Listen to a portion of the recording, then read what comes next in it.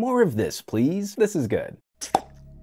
Rather than producing a 20-minute video on granular phone details, let's sum up some of my thoughts on Honor, the View 20, and chat about the progress we hope to see as manufacturers keep pumping out new gadgets. This phone fixes several issues I had with the View 10. I don't really like front-facing home buttons on the bottom edge of large, tall phones. Phablets should have rear fingerprint sensors. Fact. And let's run down that tech list real fast. For a modest launch price increase over the View 10, we get a bigger screen in the same general form factor, bigger battery, improved camera, significantly improved camera, larger storage options, obviously the updated Kirin chipset, USB 3 with HDMI out and a desktop mode, Bluetooth 5, and we keep fan favorite features like a headphone jack and an IR blaster. These are exactly the kind of evolutionary improvements we'd hope to see, and the View 20 becomes one of the most feature-complete phones on the market today at any price. You're not really left wanting for much. There are a handful of things I miss. I'd love for this phone to have an ultra-wide camera like the Mate 20. I really wish Honor used a higher refresh rate display. I don't hate on LCDs, but Honor displays always feel a bit duller than their competitors. It's not like this is the main interface that we're supposed to interact with or anything. Screen quality aside, we get monster gaming performance. I have another short video on gaming with the View 20 you can check out on this channel. I personally don't miss wireless charging for the fast charging Honor includes, but I know a lot of people that are gonna find that to be a bummer. The main omission that does kind of make me cranky isn't even really about the phone itself. It's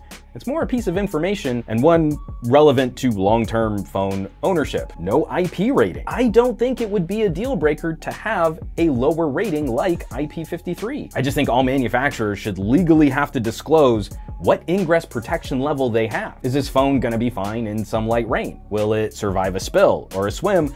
Consumers should know what level of survivability to expect for their purchase. And this is my first experience with a hole punch in the screen.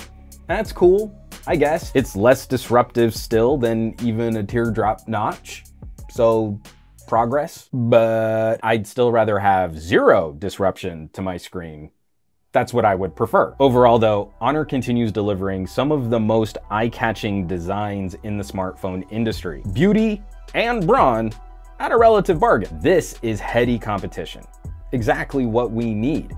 There's an exciting arms race happening at prices below what flagship phones used to cost. Companies like OnePlus, Nokia, and Honor show some price creep too, but there's something so psychologically satisfying about a phone with this much awesome tech launching with a lower sticker price than the Galaxy S4. And don't even get me started on inflation. And I don't want to bail on some kind of review conclusion. I'm not a big fan of thumbs up, thumbs downs, but really looking at the smartphone landscape. And one of the criteria that I think is most important to judge a manufacturer by, from how much I liked the Honor View 10 to spending some time with the Honor View 20, this phone is making one of the best arguments I've ever encountered for a one-year upgrade. In terms of accomplishing the mission of manufacturing a smartphone, that's probably the highest piece of praise I can deliver unto a manufacturer. I'm breaking up this conversation a bit, so check out some of the other videos I'm producing on the View 20.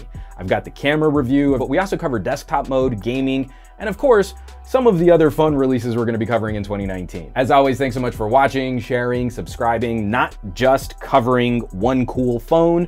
Really wanna dig deeper into those conversations about getting the most out of our gadget purchases. If you would like to support production on this channel, please consider heading on over to SomeGadgetGuy.com, where you're gonna find a little support banner. You click on that, and there's the full list of all my affiliates and partnerships. Or you could also contribute directly by going to patreon.com/SomeGadgetGuy. That's where I do all of my deep dive camera and audio reviews, but it's becoming a really fun community of like-minded tech pals, and I'm really digging the conversations we're having over there. You know where you can find me around the rest of the internet at SomeGadgetGuy on the Twitters and the Instagrams and the Facebooks and the Twitches, and I will catch you all on the next review.